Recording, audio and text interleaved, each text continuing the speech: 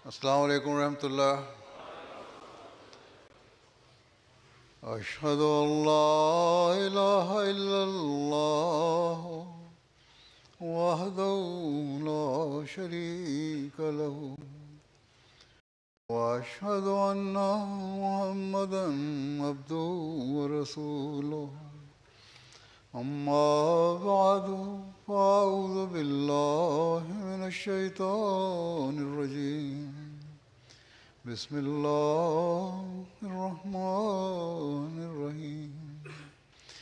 अल्हम्दुलिल्लाहि रब्बिल आलमीन अर्रहमानिर रहीम मालिकि यौमिद्दीन।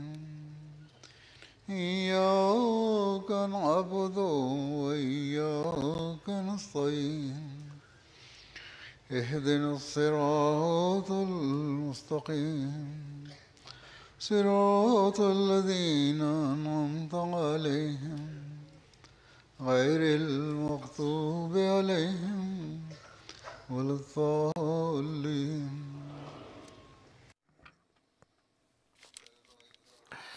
সর্বপ্রথম আমি এটি বলতে চাই, আজকে আমাদের সাথে কানাডার মজলিস আনসারুল্লাহ, বুরকিনা ফাসোর মজলিস আনসারুল্লাহও যোগ দিয়েছে। তাদের ইজতেমা হচ্ছে। হজরত মসিহ মাউদ আলাইহিসসালামের জামাতে অর্থাৎ আহমদিয়া মুসলিম জামাতে আপনারা অর্থাৎ আনসার জামাতের সেই শ্রেণী যারা নিজেদের বয়স, চিন্তা চেতনা এবং অভিজ্ঞতার দৃষ্টিকোণ থেকে সাবালক বয়স বলা যায় এটিকে, এদিক থেকে বলা যায় জামাতের জন্য আপনাদের রোল মডেল বা আদর্শ হওয়া উচিত, নমুনা হওয়া উচিত। তাই ভাবুন আপনারা সেই রোল মডেল কিনা, সেই নমুনা কিনা যারা বয়েতের প্রকৃত মান অর্জন করেছেন বা অর্জনের চেষ্টা করছেন। যদি না করে থাকেন তাহলে এটি সত্যি চিন্তার বিষয়, কেননা আপনাদের আদর্শ এবং আমল দেখেই ভবিষ্যৎ প্রজন্ম নিজেদের সংশোধনের কথা চিন্তা করবে বা নিজেদের দুর্বলতাকে বিশ্লেষণ করবে। তাই অনেক বড় এক দায়িত্ব আনসারদের ওপর ন্যস্ত হয়। আর এর মৌলিক শর্ত হলো তাকওয়া, মৌলিক বিষয় হলো তাকওয়া। তাকওয়া যদি থাকে আমাদের মাঝে, আমরা অনেক পাপ থেকে মুক্ত থাকতে পারবো। আর বয়েতের কারণে যে দায়িত্ব বর্তায় আমাদের উপর, আর যে যার অঙ্গীকার মসিমদের হাতে করেছি, সেই সেই দায়িত্ব আমরা আমরা পালন করতে পারবো। তাকওয়া সম্পর্কে হযরত মসিহ মাউদ আলাইহিসসালাম বলেন, তাকওয়া কি? তিনি বলেন, তাকওয়া অবলম্বন করো। তাকওয়া সকল কাজের প্রকৃত মূল। তাকওয়ার অর্থ হলো সব সূক্ষ্ম পাপ এড়িয়ে চলা, বর্জন করা। তাকওয়া হলো কোনো কাজে সন্দেহের পাপের কোনো সন্দেহ যদি থাকে, সেই পাপ করো না। তিনি বলেন, হৃদয়ের উদাহরণ একটা বড় নদীর মতো, যা থেকে ছোট ছোট খাল বের হয়। হৃদয়ের নহর থেকে ছোট ছোট খাল বের হয়, যেমন মুখ বা জিহ্বা। অন্যান্য অঙ্গ রয়েছে। যদি ছোট নালার বা খালের পানি নোংরা হয়, ময়লা হয়, খারাপ হয়, তাহলে ধারণা করা যায় যে বড় নদীর পানিও নোংরা হবে। কাউকে যদি দেখো যে তার জিহ্বা, মুখ বা হাত পা থেকে হাত পায়ের কোনো একটি অঙ্গ নোংরা, তাহলে ধরে নিতে পারো তার হৃদয় এমন, অর্থাৎ তার হৃদয়ও পবিত্র হতে পারে না। তো এটি হলো সেই মানদণ্ড, এটি সেই ক্রাইটেরিয়া তাকওয়ার, যা আমাদেরকে সামনে রাখতে হবে, সামনে রাখা উচিত। এই স্ট্যান্ডার্ড যদি সামনে রাখি আমরা, তাহলে বয়েতের কারণে যে দায়িত্ব বর্তায় তা পালনে সক্ষম হব এবং এর উপর আমল করার বিষয়ে সচেষ্ট থাকবো। তাই আমাদেরকে এটি দেখতে হবে যে আমরা কতটা এটি অর্জনের চেষ্টা করছি। যদি চেষ্টা আমাদের থাকে, তাহলে আমি যেভাবে বললাম অন্যদের জন্য আমরা একটি আদর্শ হব, একটা রোল মডেল হব, অনুকরণীয় আদর্শ হব। মসিহ মউদ আলাইহিস সালাম আমাদের কাছ থেকে যে বয়াত নিয়েছেন, আমরা যে বয়াত করলাম তার হাতে, তাতে অনেক শর্ত তিনি যুক্ত করেছেন। প্রথম বড় শর্ত হলো শিরক এড়িয়ে চলা, শিরক বর্জন করা। শিরক এমন একটি বিষয় যা অনেক সময় এমন পথে শয়তান আমাদের হৃদয়ে অনুপ্রবেশ ঘটায় শিরকের, যা আমরা বুঝতেও পারি না। তাই সূক্ষ্ম দৃষ্টিকোণ থেকে দেখতে হবে যে কোনোভাবে যেন আমাদের মাঝে কোনো প্রকার আমরা যেন কোনো প্রকার শিরকে কোনোভাবে লিপ্ত না হই। হযরত মসিহ মউদ বলেন, তৌহিদ বা একত্ববাদ শুধু মৌখিকভাবে লা ইলাহা ইল্লাল্লাহ বলার নাম নয়, অথচ হৃদয়ে সহস্র সহস্র প্রতিমা বিরাজমান থাকবে। তাই কোনো ব্যক্তি তার কোনো মর্যাদা আর ষড়যন্ত্র আর তার পরিকল্পনাকে খোদার মতো মাহাত্ম্য দেয়, বা অন্য কারো কোনো ব্যক্তির উপর সেভাবে ভরসা করে যে আল্লাহর উপর ভরসা করা উচিত, বা নিজের নফসকে যদি সেই মাহাত্ম্য প্রদান করে যান আল্লাহকে দেওয়া উচিত, এমন সকল ক্ষেত্রে খোদার দৃষ্টিতে সে মূর্তি পূজারী বা প্রতিমা পূজারী। প্রতিমা বা মূর্তি শুধু স্বর্ণ, রূপা, পিতল বা পাথর ইত্যাদি দিয়ে বানানো হয়, কেবল এটি প্রতিমা নয়, বরং প্রত্যেক এমন জিনিস বা প্রত্যেক এমন কথা বা প্রত্যেক এমন কাজ যেটিকে আল্লাহর মতো মাহাত্ম্য দেওয়া হয়, গুরুত্ব দেওয়া হয়, সম্মান দেওয়া হয়, সেটি খোদার দৃষ্টিতে প্রতিমা বা মূর্তি।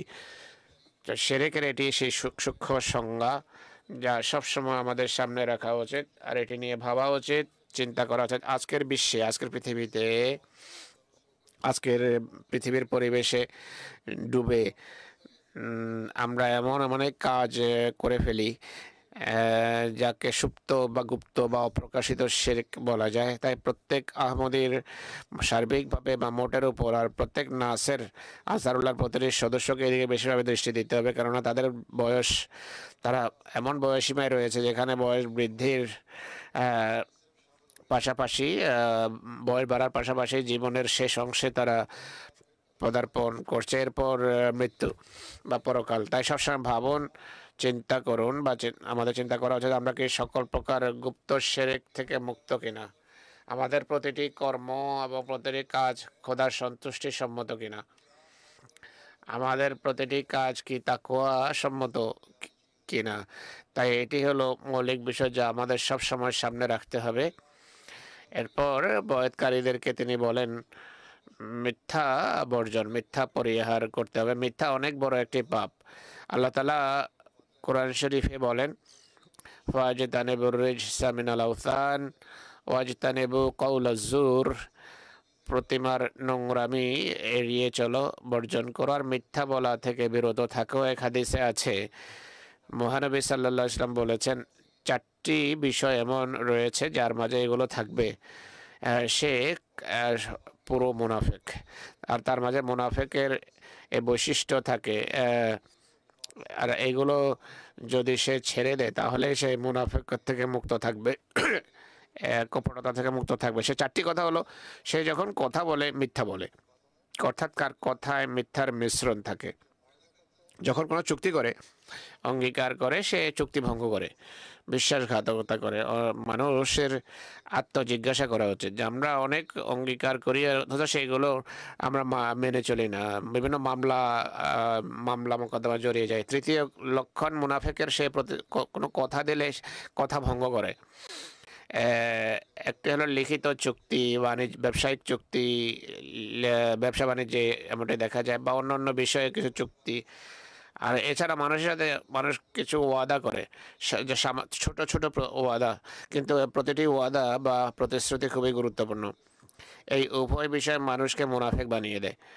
মুনাফিকের এরপর আরেকটা লক্ষণ হলো ঝগড়ার সময় সে গালি দেয়। চতুর্থ লক্ষণ, এইসব বিষয়ের সম্পর্ক রয়েছে মিথ্যার সাথে। মিথ্যাবাদী মানুষই এমন কাজ করে থাকে। তাই সূক্ষ্মাতি সূক্ষ্ম বিষয়ে আমাদের সত্য বলা উচিত, সূক্ষ্মাতি সূক্ষ্ম বিষয়ে সত্যের সন্ধান করা উচিত। একটি রওয়ায়েতে রয়েছে, মহানবী সাল্লাল্লাহু আলাইহি ওয়াসাল্লাম বলেছেন, সত্য পুণ্যের পানে পরিচালিত করে, আর পূর্ণ জান্নাতের দিকে পরিচালিত করে। মিথ্যা বর্জন করো, কেননা মিথ্যা অবাধ্যতার দিকে নিয়ে যায় আর অবাধ্যতা জাহান্নাম পর্যন্ত পৌঁছে দেয়। মসিহ মওউদ আলাইহিস সালাতু ওয়াস সালাম বলেছেন, কোরআন শরীফে মিথ্যাকে একটা নোংরামি এবং অপবিত্রতা আখ্যা দেওয়া হয়েছে। যে আয়াত আমি পড়েছি এখন সেই আয়াতেই এটি আছে। আয়াতটা হলো ফাজতানিবু রিজসা মিনাল আওসান ওয়াজতানিবু কাওলা জুর। দেখো, মিথ্যাকে এখানে প্রতিমার বিপরীতে রাখা হয়েছে। সত্যিকার অর্থে মিথ্যাও একটি প্রতিমা বা মূর্তি। নতুবা মানুষ কেন সত্য ছেড়ে দিয়ে অন্যদিকে যায়? প্রতিমার যেভাবে কোনো বাস্তবতা নেই, মূর্তির কোনো বাস্তবতা নেই, একইভাবে মিথ্যার নিচে শুধু কৃত্রিমতা ছাড়া আর কিছু নেই। মিথ্যাবাদীদের বিশ্বাস এতটা হারিয়ে যায় যে তারা সত্য বললেও মনে হয় যেন এতে কোনো মিথ্যার মিশ্রণ থাকবে। যদি মিথ্যাবাদী যদি চায় যে তাদের মিথ্যা কমে যাক, এটি কিন্তু সহজে দূর হয় না। দীর্ঘকাল চেষ্টা করলে মিথ্যা সত্য বলার অভ্যাস সৃষ্টি হয়। অনেক কষ্ট করতে হয়। যাদের মিথ্যা বলার অভ্যাস আছে তাদের সম্পর্কে বলছেন, তারা যদি কোনো সময় সত্য কথাও বলে, সত্য কথাকেও মানুষ সন্দেহ করে। তাই আহমদি এবং মোমেন যে হজরত মসিহ মওউদের হাতে বয়াত করেছে, এদিকে তার বিশেষ মনোযোগ দিতে হবে যে কতটা মিথ্যার প্রতি ঘৃণা আমাদের হৃদয়ে থাকা উচিত। কেননা মিথ্যা আমাদেরকে শিরকের কাছে নিয়ে যায়। পাপ এড়ানোর বিষয়ে নসিহত করে তিনি বলেন, সত্যিকার বয়াতকারী তোমরা তখন গণ্য হবে যখন পাপ এড়িয়ে চলবে। আর পাপগুলোর একটি হলো জেনা বা ব্যভিচার। ব্যভিচারের সংজ্ঞা কি এই সম্পর্কে মুসলিম ইসলাম বলছেন, ব্যভিচারের কাছে যেও না, অর্থাৎ এমন অনুষ্ঠান থেকে দূরে থাকো যেখানে গেলে হৃদয়ে ধারণা সৃষ্টি হতে পারে। আর সেসব পথে চলো না যে পথে চললে পাপে লিপ্ত হওয়ার আশঙ্কা থাকে। যে ব্যভিচার করে সে চরম পর্যায়ের পাপ করে। ব্যভিচারের পন্থা অত্যন্ত ভয়াবহ, গন্তব্য থেকে দূরে নিয়ে যায়। আর তোমাদের চূড়ান্ত গন্তব্যের পথে অনেক বড় একটি বাধা। এই মানে আনসারদের পৌঁছতে হবে, কারণ আমাদের মাঝে যদি কোনো পাপ থাকে, এই আনসারের বয়সে যারা পৌঁছে গেছে তাদের মাঝে যদি এই পাপ থাকে, তাহলে পরবর্তী প্রজন্মেও পাপ সঞ্চালিত হতে থাকবে। তাই আনসারদের দায়িত্ব অনেক বড়। যদি এক বয়সীমায় পৌঁছে এদিকে দৃষ্টি যায় না, কিন্তু 40 বা 60 বছরের মধ্যবর্তী যে আনসার আছে তারা অনেক সময় অনেক পাপে লিপ্ত হয়। তাই নিজের অবস্থা তাদের খতিয়ে দেখতে হবে। তিনি বলেন, এসব বিষয় থেকে সেসব পাপ থেকে দূরে থাকো, সেসব কাজ থেকে দূরে থাকো যার ফলে ব্যভিচারের ধারণা মাথায় আসতে পারে। বিভিন্ন মহিলার পক্ষ থেকে অভিযোগ আসে যে আমার স্বামী আনসারের বয়সে পৌঁছে গেছে, কিন্তু টেলিভিশন বা ইন্টারনেটে এমন নোংরা অনুষ্ঠান দেখে যা পাপের দিকে নিয়ে যায়, যেটি এক ধরনের ব্যভিচার। তাই এটি থেকে মুক্ত থাকার সবার চেষ্টা করা উচিত। আমাদের মাঝে 5 বা 10 ভাগ মানুষও যদি এমন থাকে, তাহলে এটিও একটি ভয়ানক অনুপাত, যা থেকে আমাদের বাঁচা উচিত। কুদৃষ্টি এর বিষয়ে নসিহত করেছেন, কুদৃষ্টি ও পরিহার করা উচিত। আহমদি হওয়ার জন্য এটি একটি শর্ত। মসিহ ইসলাম বলছেন, কোরআন শরীফে মানুষের প্রকৃতিগত দাবি এবং দুর্বলতাকে সামনে রেখে পরিস্থিতি অনুসারে কোরআন শিক্ষা দিতে গিয়ে কত সুন্দর পন্থা কোরআন অবলম্বন করেছে। কোরআন বলে, কুল লিল মুমিনিনা ইয়াগুদ্দু মিন আবসারিহিম ওয়া ইয়াহফাযু ফুরুজাহুম যালিকা আযকা লাহুম। তুমি ইমানদারদেরকে বলো তারা যেন নিজেদের দৃষ্টি অবনত রাখে, চোখ ঝুঁকিয়ে রাখে এবং নিজেদের ছিদ্রগুলোর সুরক্ষা করে। এই কাজ এর মাধ্যমে তাদের নফস, তাদের আত্মশুদ্ধি হবে। ফরুজ বা লজ্জাস্থান বলতে শুধু ছিদ্র বলতে, ফরুজ বলতে শুধু লজ্জাস্থান বোঝায় না, বরং প্রত্যেকটি ছিদ্র, কান, নাক সবই এর অন্তর্ভুক্ত। আর নামাহরম মহিলাদের গান ইত্যাদি শুনতে বারণ করা হয়েছে। সহস্র সহস্র সহস্র সহস্র অভিজ্ঞতার মাধ্যমে এটি প্রমাণিত যে কাজগুলো থেকে আল্লাহ বিরত থাকতে বলেন, এগুলো থেকে মানুষকে বিরত থাকতেই হয়। যদি বিরত না থাকে তাহলে অবশ্যই পাপে লিপ্ত হবে মানুষ। তাই এটি ভাবার বিষয়, চিন্তার বিষয়। আমাদের আদর্শ, আমাদের এক্সাম্পলই পরবর্তী প্রজন্মে প্রবেশ করবে। তিনি আবার বলেন, মানুষ যেন পাপাচার আর কদাচারকে থেকে এবং অবাধ্যতা থেকে দূরে থাকে। ফিস্ক বা অবাধ্যতা অনেক বড় একটি পাপ। এ সম্পর্কে রাসূলুল্লাহকে জিজ্ঞেস করা হয় যে ফিস্ক কি? তিনি বলেন ফাসেক হলো দোজখী। জিজ্ঞেস করা হয় আল্লাহ রসুল সাল্লাল্লাহু আলাইহি ওয়াসাল্লাম, ফাসাক কারা, ফাসেক কাদেরকে বলে, ফিস্ক কি?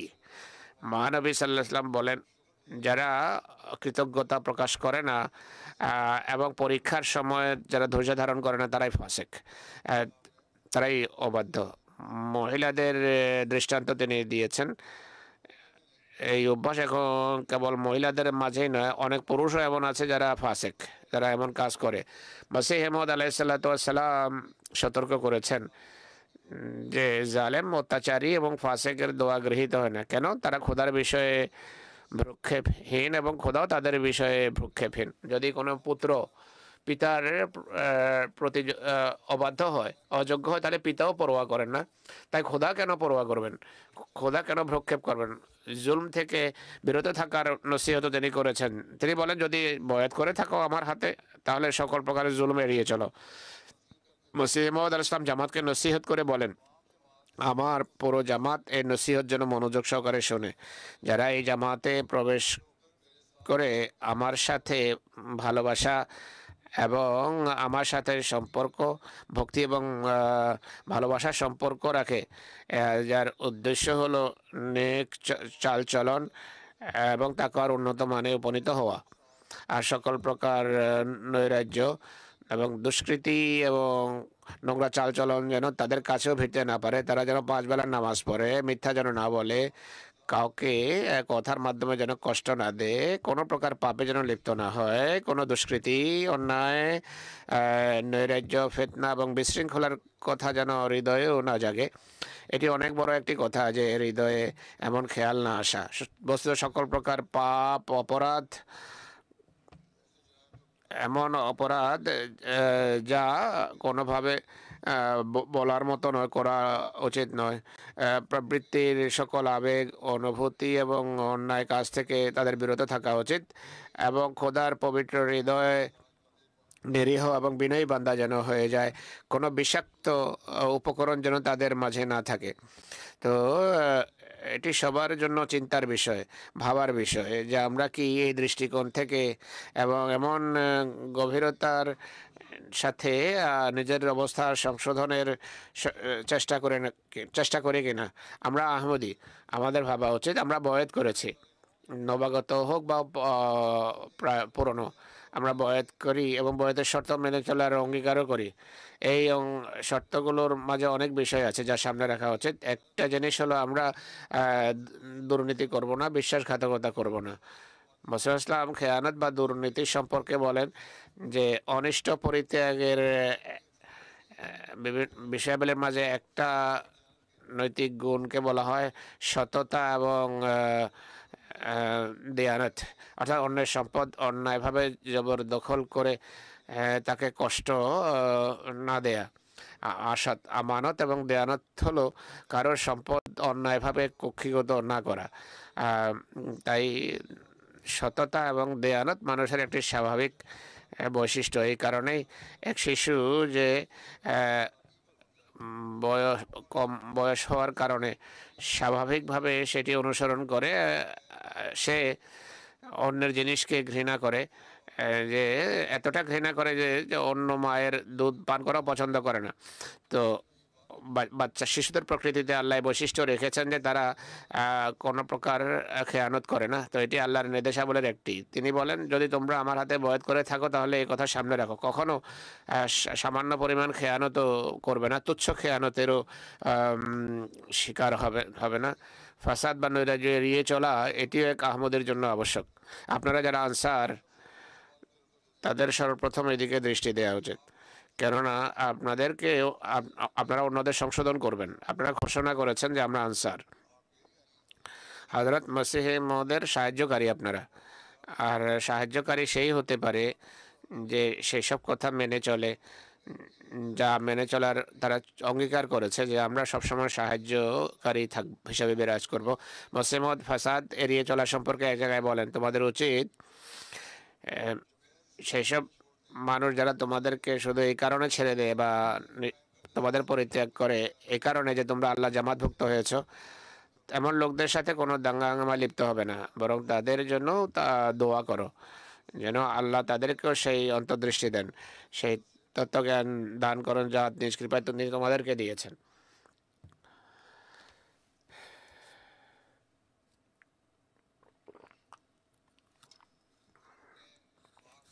তোমরা তোমাদের উত্তম নমুনা এবং আচার আচরণের মাধ্যমে প্রমাণ করো যে তোমরা ভালো রাস্তা অবলম্বন করেছো।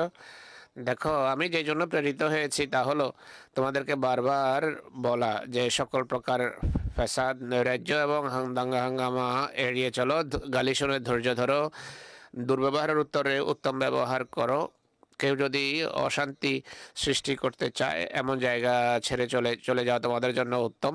কোমল ভাষার মাধ্যমে উত্তর দাও, এই তাই কঠোরতা এড়িয়ে চলা উচিত। আর আমাদের উচিত বিরোধীদের জন্য দোয়া করা, শুধু এমন জায়গায় এড়িয়ে চলাই না, এবং তাদের জন্য দোয়া করতে হবে। এছাড়া আহমদি হওয়ার জন্য বা বা সেসব আহমদি যারা অন্যদের তরবিয়ত করবে এবং আওলাদের তরবিয়ত করবে, তাদের জন্য আবশ্যক হলো সকল প্রকার বিদ্রোহ এড়িয়ে চলা। কোনো প্রকার বিদ্রোহ আমাদের ফিতরত বা আমাদের কাজে থাকা উচিত নয়। আনুগত্যের চেতনা, প্রেরণা সবচেয়ে দৃঢ় হওয়া উচিত। জামাতি ব্যবস্থাপনার আনুগত্য হোক বা সরকারের আইন বা নিয়ম কানুন মেনে চলার বিষয় হোক, সকল পরিস্থিতিতে পূর্ণ আনুগত্য করতে হবে। সব নির্দেশ মেনে চলতে হবে যা শরীয়তের সাথে সাংঘর্ষিক নয়। সরকারের আইন মেনে চলতে হবে। প্রবৃত্তির আবেগে শিকার না হওয়া এটা মৌলিক বিষয় যা এক আহমদের সামনে রাখতে হবে। বিশেষ করে যারা এই ঘোষণা করে যে আমরা মসিহে মদের সাহায্যকারী, আমরা আনসারুল্লাহ, আপনাদেরকে বিশেষভাবে এসব কথা সামনে রাখতে হবে। কখনো এমন কোনো কাজ করা উচিত নয় যার ফলে প্রবৃত্তির জোশ, আবেগ, অনিয়ন্ত্রিত আবেগ প্রকাশ পাবে। জিজ্ঞাসা করুন, আত্মবিশ্লেষণ করুন, আপনারা এই মানে উপনীত কিনা। যদি না থাকেন তাহলে এদিকে মনোযোগ দিতে হবে। আরেকটি অনেক বড় এবং মৌলিক বিষয় প্রত্যেক আহমদের জন্য হলো 5 বেলার নামাজ খোদা এবং তার রসুলের নির্দেশ অনুসারে আদায় করা। আমরা এর প্রতিশ্রুতি দিয়েছি যে আমরা বয়াত করেছি, আমরা এখন নামাজ পড়ব। আমরা যারা আনসার, বিশেষ করে আমরা বিশেষভাবে এই কাজ করব, কেননা আমরা সাহায্যকারী হওয়ার ঘোষণা দিয়েছি যেন পৃথিবীকে আমরা বার্তা পৌঁছাতে পারি। আমাদের এবং ভবিষ্যৎ প্রজন্মের তরবিয়ত করতে হবে। তাই কেবল 5 বেলার নামাজ নয়, বরং তিনি বলেন তাহাজ্জুদের প্রতিও মনোযোগী হও। মহানবী সাল্লাল্লাহু আলাইহি ওয়াসাল্লাম বলেছেন, নামাজ ছেড়ে দেয়া মানুষকে শিরক এবং অবিশ্বাস ও কুফরের কাছে নিয়ে যায়। তাই কিছু লোক আছে যাদেরকে জিজ্ঞেস করলে বলা হয় 4 বেলার নামাজ পড়ি, 5 বেলার নামাজ পড়ে না। আমার সামনেই তারা স্বীকার করে অনেকে। মহানবী সাল্লাল্লাহু আলাইহি সাল্লাম বলেন, যে নামাজ ছেড়ে দেয় সে কুফর এবং শিরকের নিকটবর্তী হয়ে যায়। আমাদের আত্মবিশ্লেষণ করা উচিত। আমরা নামাজ পরিত্যাগ করে আল্লাহ এবং রসুলের এই সতর্কবাণীর নিচে আসছি না তো, তাই সত্যিই ভয়ের বিষয়। মহানবী বলেন, কিয়ামত দিবসে সর্বপ্রথম বান্দাদের কাছ থেকে যে বিষয়ের হিসাব নেওয়া হবে সেটি হলো নামাজ। যদি এই হিসাব ঠিক থাকে তাহলে সে সফল এবং মুক্তি পেল। যদি এই হিসাব ঠিক না থাকে তাহলে সে ব্যর্থ আর সে ক্ষতিগ্রস্ত। হযরত মসিহ মউদ আলাইহিস সালাম, মসিহ ইসলামের কি প্রত্যাশা আমাদের কাছে, আর কি চান তিনি আমাদের কাছে? এই প্রেক্ষাপটে মসিহ মউদ বলেন, হে সেই সব লোক যারা নিজেদেরকে আমার জামাতভুক্ত বলে দাবি করো, আকাশে আল্লাহর দৃষ্টিতে তখন তোমরা আমার জামাতভুক্ত গণ্য হবে যখন সত্যিকার অর্থে তাকওয়ার পথে পদচারণা করবে। তাই নিজেদের 5 বেলার নামাজকে এমন খোদাভীতি এবং আবেগ আন্তরিকতার সাথে পড়ো যেন তোমরা খোদাকে দেখছো। আর রোজা আল্লাহর সন্তুষ্টির জন্য নিষ্ঠার সাথে পালন করো। প্রত্যেক ব্যক্তি যে জাকাত দেওয়ার সামর্থ্য রাখে তার জাকাত দেওয়া উচিত, যার জন্য হজ আবশ্যক। আর কোনো বাধা নেই তার পথে, তার হজ করা উচিত। নেকি সুন্দরভাবে করো, সাজিয়ে গুজিয়ে, আর ঘৃণার সাথে পাপ পরিত্যাগ করো। স্মরণ রেখো, কোনো কাজ, কোনো আমল আল্লাহর দরবারে পৌঁছে না যা তাকওয়া শূন্য। সকল পণ্যের মূল হলো তাকওয়া। যে কাজে এই মূল অটুট থাকবে, মূল নষ্ট হবে না, সেই আমল বা সেই কর্ম নষ্ট হবে না। তাই এদিকে বিশেষভাবে মনোযোগ দিতে হবে। নামাজ সম্পর্কে নসিহত করে তিনি আমাদেরকে বিশেষভাবে বলেন যে নামাজ কি? নামাজ হলো সেই দোয়া যা আল্লাহ তালার তাসবিহ, আল্লাহর প্রশংসা, আল্লাহর পবিত্রতার গান, ইস্তেগফার এবং দরুদ সহ কাকুতি মিনতির সাথে পড়া হয়। তাই তোমরা যখন নামাজ পড়ো, উদাসীনদের মতো দোয়ায় শুধু আরবি শব্দের মাঝে সীমাবদ্ধ থাকবে না। কেন এমন লোকের নামাজ ও ইস্তেগফার কেবল প্রথাগত, যেগুলোতে কোনো সার নেই, অসার। কিন্তু তোমরা যখন নামাজ পড়ো তখন কোরআন, যা আল্লাহ তালার কালাম, কোরআন ছাড়াও কোরআন অবশ্যই পড়বে, অবশ্যই পড়া উচিত। আর দোয়ায় মাসুরা, যা মহানবীর শেখানো দোয়া, এই সেগুলোও পড়ো। এগুলো ছাড়াও নিজের ভাষায় বিগলিত চিত্তে আল্লাহ তালার কাছে কাকুতি মিনতি নিয়ে দোয়া করো, যেন তোমাদের উপর সেই দোয়া এবং কাকুতি মিনতির কোনো প্রভাব পড়ে। আর হৃদয়ে মন গড়লেই মানুষ দোয়ার স্বাদ পায়, আর কেবল তবেই দোয়া গৃহীত হয়। নামাজের সম্পর্কে আরও নসিহত করেছেন, বিশেষ করে আনসারুল্লাহর এদিকে মনোযোগ দেওয়া উচিত। তিনি বলেন, নামাজ এমন বিষয় যার মাধ্যমে স্বর্গ বা আকাশ মানুষের কাছে এসে যায়। যারা সত্যিকার অর্থে নামাজ পড়ে তারা মৃতপ্রায় হয়ে যায়, তাদের হৃদয় গলে গিয়ে খোদা তালার আস্তানায় বয়ে যায়। যে ঘরে এমন নামাজ হয় সে ঘর কখনো নষ্ট হবে না, ধ্বংস হবে না। তাই এদিকে বিশেষ মনোযোগ প্রয়োজন। কোনো কোনো আনসারও এইভাবে নামাজের দিকে সেভাবে মনোযোগ দেয় না যেভাবে দেওয়া উচিত। পূর্বেই বলেছি আমি। এক হাদিসে আছে, হযরত নূহের সময় যদি নামাজ থাকতো সেই জাতি কখনো ধ্বংস হতো না। একইভাবে 5 বেলার নামাজের পাশাপাশি মুসলিম ইসলাম তাহাজ্জুদ পড়ার প্রতি মনোযোগ আকর্ষণ করেছেন। তিনি বলছেন, আমার হাতে বয়াত করেছো, তাই তাহাজ্জুদের নামাজের দিকেও মনোযোগ দাও। এখন আপনারা একটু আত্মবিশ্লেষণ করুন। আপনারা আনসারের বয়সে পৌঁছে গেছেন। শতকরা কত ভাগ আনসার নামাজ পড়ে? 40 বছরের ঊর্ধ্বের লোকদের আল্লাহর কথা স্মরণ থাকা উচিত, তাহাজ্জুদ পড়ার চেষ্টা করা উচিত। হযরত বেলাল রাদিয়াল্লাহু তাআলা আনহু বর্ণনা করেছেন যে মহানবী সাল্লাল্লাহু আলাইহি ওয়াসাল্লাম একবার বলেছেন, তাহাজ্জুদের তোমার রীতিমতো নিয়মিত তাহাজ্জুদ পড়া উচিত, কেননা অতীতের পুণ্যবানদের রীতি এটি, আর খোদার নৈকট্য লাভের মাধ্যম। এই অভ্যাস পাপ থেকে মানুষকে বিরত রাখে, পাপকে নির্মূল করে, আর দৈহিক রোগ ব্যাধি থেকে রক্ষা করে। আধ্যাত্মিক এবং দৈহিক রোগ ব্যাধি থেকে মানুষকে রক্ষা করে। তাই কত বড় ফায়দা এটি, যে ব্যক্তি তাহাজ্জুদ পড়ে সে পাপ থেকেও বিরত থাকে। এটি শুধু পাপ দূর করে না, বরং পাপ থেকে বিরত রাখে না, পাপ দূর করে, দৈহিক রোগ ব্যাধি থেকে মানুষকে রক্ষা করে। আজকাল ডাক্তাররাও ওই কথা মানে। যারা সকালে তাড়াতাড়ি ওঠে তাহাজ্জুদের জন্য হৃদরোগে আক্রান্ত হওয়ার আশঙ্কা কমে যায়। সকালবেলার নামাজ পড়ে, ফজরের নামাজ পড়ে যখন মানুষ ব্যায়াম ইত্যাদি করে, তাদের স্বাস্থ্য ভালো হয়। আয়ুষ্কাল আল্লাহ তালা যতটা দেবেন তা তো দেবেনই, কিন্তু মানুষ সুস্থ জীবন কাটায় এমনটি করলে। হযরত মসিহে মউদ আলাইহিস সালাম আমাদের কাছে কী চান? তিনি বলছেন, আমাদের জামাতের উচিত তারা যেন আবশ্যকীয়ভাবে তাহাজ্জুদ পড়ে। বেশি না পড়লেও 2 রাকাতই পড়া উচিত, কেননা সে দোয়া করার সুযোগ পাবে। তাহাজ্জুদের দোয়ায় একটা বিশেষ কার্যকারিতা বা প্রভাব থাকে, কেননা তার হৃদয়ের আবেগ পূর্ণ হয়ে থাকে। হৃদয়ে যদি একটা আবেগ না থাকে, বিগলিত হৃদয় যদি বিগলিত না হয়, মানুষ ঘুম থেকে জাগতে পারে না। আর ব্যথা বেদনা যদি হৃদয়ে বিরাজ করে, তখনই মানুষ উঠবে, আর উঠলে আর খোদা তাআলার কাছে চাইলে কাকুতি মিনতির সাথে আল্লাহ তাআলা কবুলও করেন। তাই এই সময় ওঠা, তাহাজ্জুদের সময় জাগা, এটি হৃদয়ে বেদনা সৃষ্টি করে, আর ফলে দোয়া বিগলিত চিত্তের দোয়া হয়ে থাকে। কাকুতি মিনতি দোয়া গৃহীত হওয়ার অস্ত্র হয় না। পুণ্যের পথে চলার, পুণ্যের পথ অনুসরণের জন্য আবশ্যক। তিনি বলেন, রাতের বেলা উঠো আর দোয়া করো যেন আল্লাহ তোমাদেরকে তার পথ দেখান। মহানবীর সাহাবীদের দৃষ্টান্ত দিয়েছেন তিনি। তারা পূর্বে কি ছিলেন তারা যখন ইবাদত আরম্ভ করে দেন, রাতে ওঠা আরম্ভ করেন, দেখো তারা কোথায় ছিলেন, কোথায় পৌঁছে গেছেন। তাই আনসারুল্লাহ হওয়ার জন্য আবশ্যক হলো এই পন্থা অবলম্বন করা। একইভাবে দরুদ পাঠের প্রতিও মনোযোগ দেওয়া উচিত।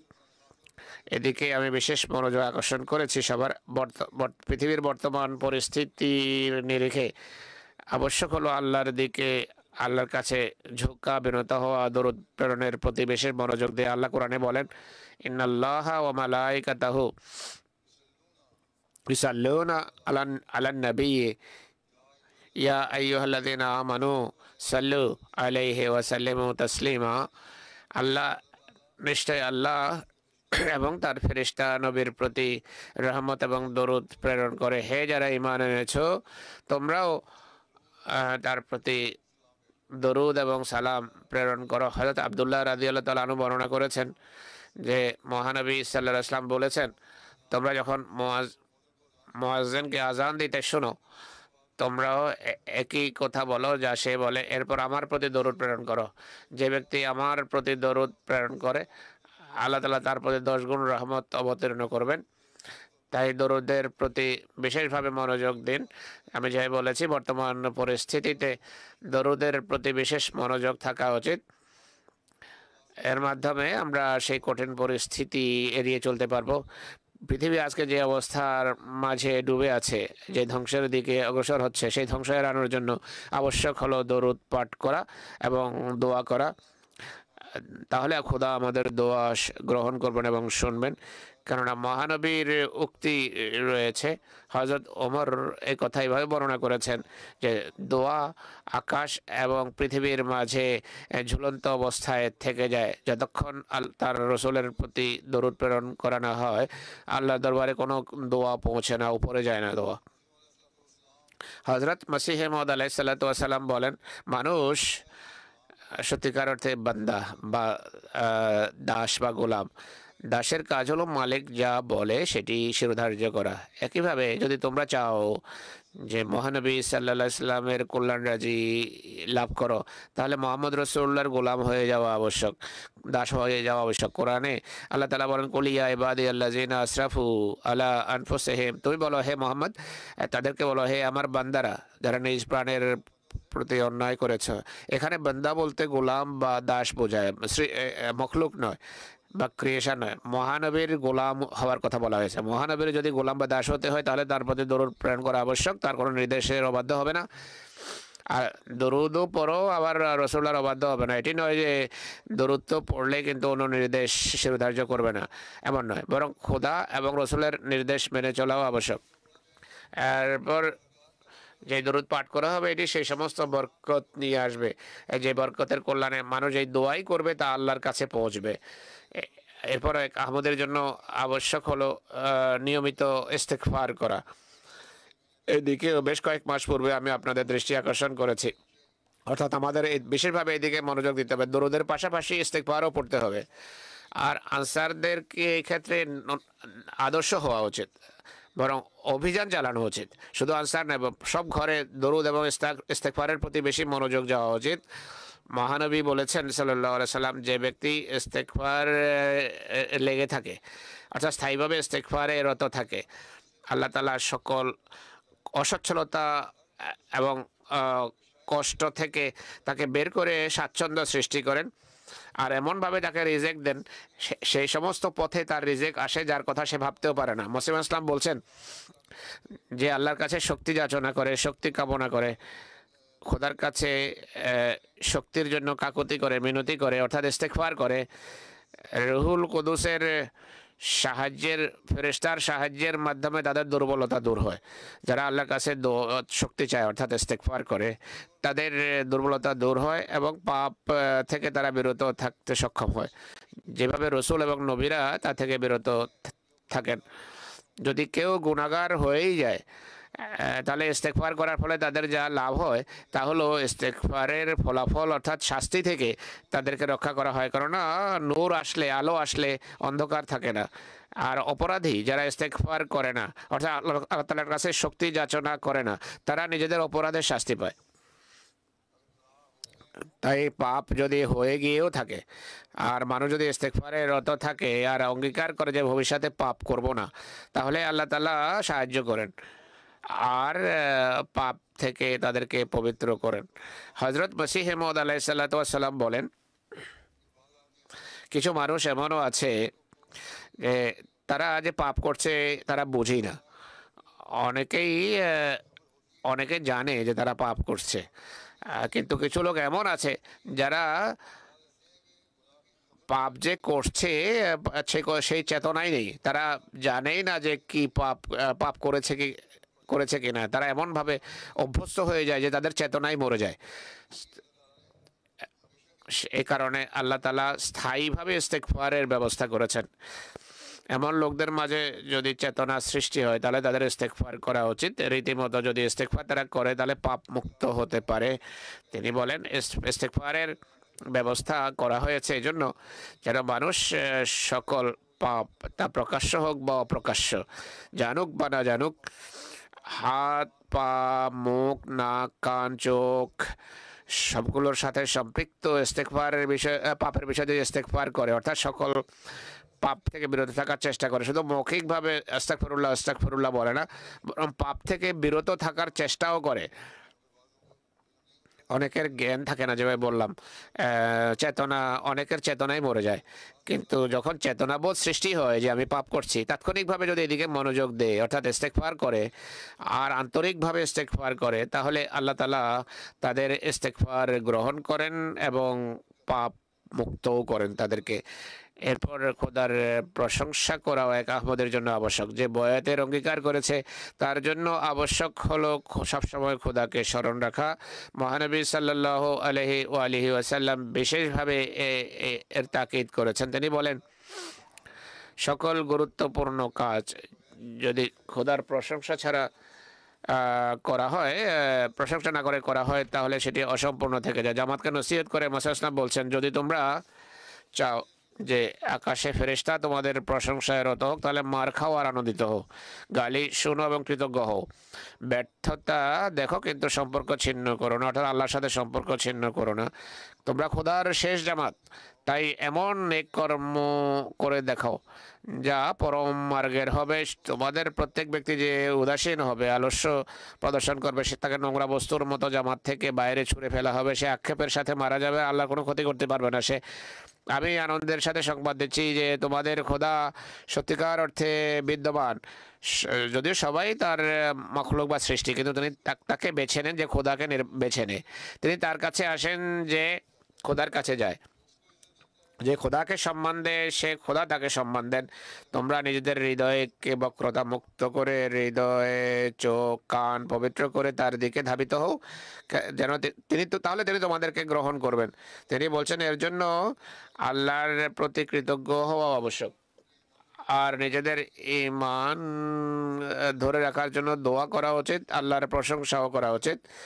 আরেক আহমদের জন্য बैत का हक अदा करने वाले के लिए ये जरूरी বয়াতকারের জন্য, বয়াতের দায়িত্ব পালনকারীর জন্য আবশ্যক হলো সৃষ্টির সেবা করা, মানুষের সেবা করা, মানুষকে কষ্ট না দেয়া। কেবল কষ্ট দেয়া থেকে বিরত থাকাই নয়, বরং কষ্ট থেকে তাকে বাঁচানো আবশ্যক। বিশেষ করে মুসলমানদেরকে কষ্ট থেকে মুক্ত রাখার চেষ্টা করা হচ্ছে। পৃথিবীর বর্তমান পরিস্থিতিতে বিশেষ করে মুসলমানদের বিরাজমান বর্তমান অবস্থার দাবি হলো বা তাদের প্রতি সহানুভূতির দাবি আর বয়াতের শর্তের দাবি হলো তাদের জন্য আমাদের দোয়া করা আর যে খোদা যেন তাদের প্রতি কৃপা করেন। যারা আজকে কষ্টে জর্জরিত, খোদা তাদেরকে কষ্ট থেকে রক্ষা করুন। তারা যেন যোগ ইমামকে মানতে সক্ষম হয়, যেন তাদের জাগতিক কষ্ট দূর হয় আর পরকালেও খোদার দরবারে যেন তারা সফল হয়। এদিকে বিশেষ মনোযোগ দিতে হবে এবং এর জন্য দোয়া করা উচিত। আর একটি গুরুত্বপূর্ণ বৈশিষ্ট্য যার আমরা অঙ্গীকারও করি, আমরা যেন আমাদের বিনয়ী হওয়া উচিত। হযরত মসিহ ইসলাম বলছেন, হে বন্ধুগণ, এই নীতিকে দৃঢ়ভাবে আঁকড়ে ধরো, সব জাতির প্রতি কোমল আচরণ করো। কোমলতার ফলে বিবেক বুদ্ধি বৃদ্ধি পায় আর সহনশীলতার মাধ্যমে চিন্তাধারা গভীর হয়। যে ব্যক্তি এই রীতি অবলম্বন করে না সে আমাদের জামাতভুক্ত নয়। আমাদের জামাতের কেউ যদি বিরোধীদের গালি এবং কঠোর ভাষা শুনে ধৈর্য না ধরে, তাহলে সে আদালত আদালতের আশ্রয় নিতে পারে, কিন্তু কঠোরতার প্রত্যুত্তরে কঠোরতা প্রদর্শন করে ফ্যাসাদ বা নৈরাজ্য সৃষ্টি করা উচিত নয়। এই নসিহত আমরা আমাদের জামাতকে করছি, আর এমন ব্যক্তির প্রতি আমরা অসন্তুষ্ট, এমন ব্যক্তিকে আমরা জামাত থেকে বের করব যারা এটি মেনে চলে না। তাই এটি খুবই গুরুত্বপূর্ণ কথা।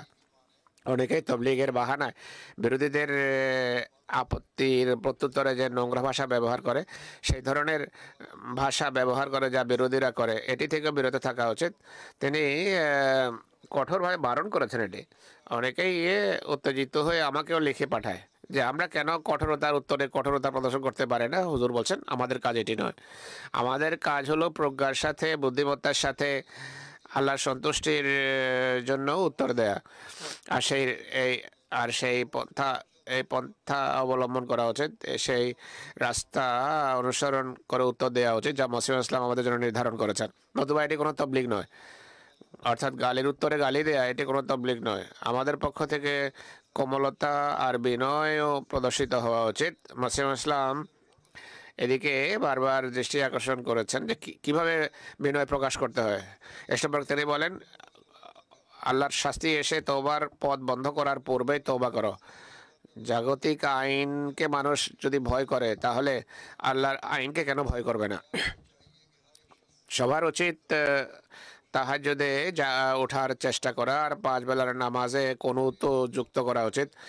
আল্লাহকে অসন্তুষ্ট করে এমন সব কথা থেকে তওবা করা উচিত। তওবার অর্থ হলো সেই সমস্ত অপকর্ম এবং খোদার অসন্তুষ্টির কারণ হয় এমন বিষয়কে ছেড়ে দিয়ে প্রকৃত পরিবর্তন নিজের ভিতর সৃষ্টি করা আর এগিয়ে যাওয়া আর তাকে অবলম্বন করা উচিত। আর এর ফলে খোদার দয়া নাজেল হয়। মানবীয় অভ্যাসকে সুসভ্য করা উচিত, ক্রোধান্বিত হওয়া উচিত নয়, বিনয়ী হওয়া উচিত। এরপর খোদার সন্তুষ্টিতে সন্তুষ্ট থাকা এবং পুরো বিশ্বস্ততার প্রতিও দৃষ্টি আকর্ষণ করেছেন। এক আহমদী হওয়ার জন্য এটি একটি শর্ত।